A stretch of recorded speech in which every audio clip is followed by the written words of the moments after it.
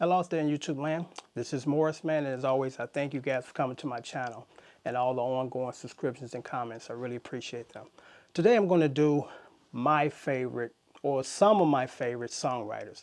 And again, as I said in my other videos, I'm not going to entitle this the best or the top 10 because if I do, I get a bunch of comments stating, why aren't this guy on the list and why is this guy on the list? So again, I'm going to play it safe and I'm going to give you my personal, some of my favorite songwriters and why they're my favorite songwriters. And the first two people on the list is Paul McCartney and John Lennon, as you know, the Beatles. See, I got my Beatles tie on, my Beatles hat. I'm a big fan. And you think about their body of work. Here are two guys that were writing songs in their late teens and early 20s better than most people half twice their age. And they didn't write, very simple, three-chord songs. They were like 2 minutes in length, but they did an incredible job during that short period of time because, again, the majority of the songs in the 60s were like 2 minutes and 30 seconds. And the Beatles was able to put together some chords, a chord progression, chord changes, a solo, and then sometimes they change keys. All this within 3 minutes. And I listen to these songs today that are 7 minutes long and they don't even have a bridge. So these two guys were like masters of songwriting. And here's a quick interesting tidbit about how they got started writing their own songs. One of my favorite English groups was Freddie and the Dreamers. And legend has it that the Beatles was about to do a cover of this song, and they heard Freddie and the Dreamers do their cover first. And when they heard them do their cover, they didn't think that they can match it. They said, you know what, from this point on, we're gonna start writing our own songs. So that's what legends has it that that's what made them start writing their songs. Freddie and the Dreamers performance of a cover, because that was quite common back in that era for a lot of groups to do a cover of one song, in the same year. You had like 5 covers of one song in the same year. So that's why they made my list. Number 2, Jimmy Jammin' Lewis from The Time. Terry Lewis and Jimmy Jam. They are one of, legendary songwriting team. And what I've heard as far as the story that unfolded as far as their production was, they were doing some production work aside from working with The Time and Prince. And they were late for rehearsal, and Prince, being the tyrant that he is, he fired them. And that was probably the best thing that Prince could have done for them, because he released them to allow them to focus full time on being the great songwriters and producers that they are. I mean, the list is just extra long as far as the people that they wrote songs for. Janet Jackson, New Edition, Karen White, just to name a few. So, these guys were just phenomenal songwriters, and Prince did them a favor. Thanks, Prince.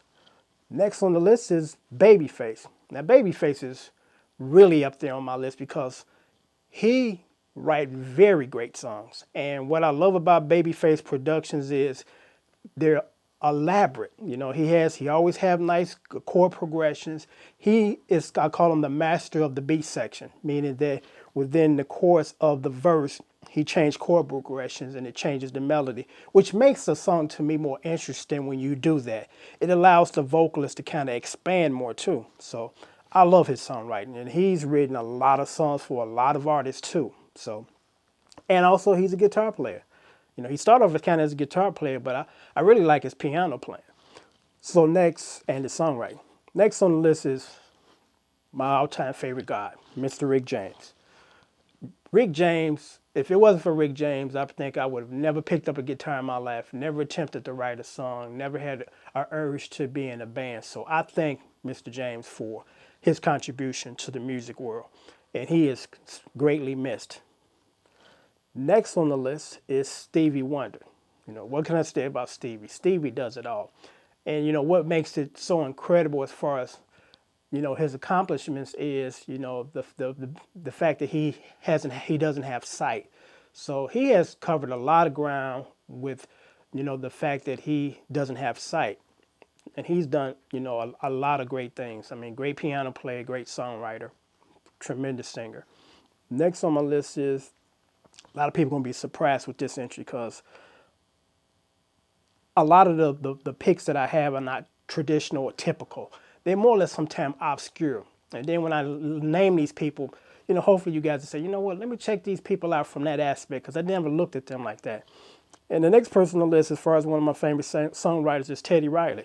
Teddy Riley to me is a monster. I mean, this guy, if you just listen to the chord progressions, the compositions, the arrangements, this guy's just phenomenal to me. Tremendous piano player and very underrated when it comes to that. But Teddy Riley has written a lot of great songs for not only the group that he's in or the groups he's been in, also for his solo efforts, and then also for other artists. So he definitely made my favorite songwriters list, Mr. Teddy Riley. And next is Billy Joel. I really have a great deal of respect for Billy Joel. He has written a lot of songs over the years. And I admire anybody that can sing well and play piano, because initially I wanted to be like that. I do play piano, but unfortunately my piano skills never really developed to the point where, I can consider myself a piano player. But I'm a pretty decent piano player. The majority of songs that I do write, believe it or not, I write them on the piano. Then I transpose them to guitar. But I have a lot of respect for guys or women that can sing and play piano at the same time, because being that kind of artist, you can go out there by yourself and make a great deal of money. When you're just a guitar player and you don't really have vocal skills, you got to go get a singer, put together a band, and put everything together before you can kind of go out there. But for those people that can bring it just with themselves, the piano and their vocals, and they can go sit in the piano bar and play all night long, I commend those people. I really do. Okay, next on the list is Smokey Robinson. Smokey Robinson was just on fire back in the 60s, writing all these great songs, My Girl, You Better Shop Around, the list goes on for Smokey Robinson. I mean, this guy's just a phenomenal songwriter. And I believe his singing kind of overshadowed the fact that he's a tremendous, phenomenal songwriter. So definitely made my list. And number 10 is Burt Bacharach. Burt Bacharach has written a lot of beautiful songs. When you think of well-crafted songs, Burt Bacharach definitely shows up on the radar. And actually also, I'm going to add one additional person as I was thinking, and he definitely needs to be on the list too, is Barry Manilow. Barry Manilow is a tremendous singer and songwriter and piano player. And also just adding another one, Mr. Rupert Holmes. Most of us don't recall him. He wrote a song back in the 70s called Pina Colada, and it was a big hit. But he had a lot of other songs that were, to me, better. That was kind of a novelty song that just kind of caught on fire and it took off. But, there's an album that he put out, was called Partners in Crime. If I do a top 10 favorite albums, that album would definitely be on the list, because from start to finish, every song on there is just a beautiful piece of work. And one of my favorite ones is called Him. And it's about a guy who discovers that the woman he's involved with is seeing another man. And the way that he writes and the way that the words kind of just flow and unfold, you can visualize it in your mind. Because to me, when you are a good songwriter, the listener can actually visualize the story you're telling in their mind. And when I first heard that song, I visualized, experiencing what he was writing. So he is definitely a great songwriter to me and one of my favorites. I don't know why that one got away from me. But what's interesting is during the time that he was, on the charts in the 70s, he was overshadowed by Barry Manilow. Everybody kind of gave Barry Manilow that attention, and he did deserve it. But unfortunately, Rupert Holmes kind of was off to the sidelines because Barry Manilow was kind of getting all the glory. But here's something interesting.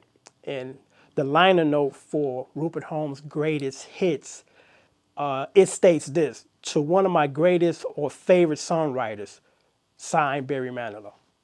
So that lets you know how much Barry Manilow respected him as a songwriter, that he wrote that in the liner note of Rupert Holmes' greatest hits CD. So on that note, I'm going to conclude my favorite songwriters list. And as usual, I thank you guys for coming. And until next time, take care.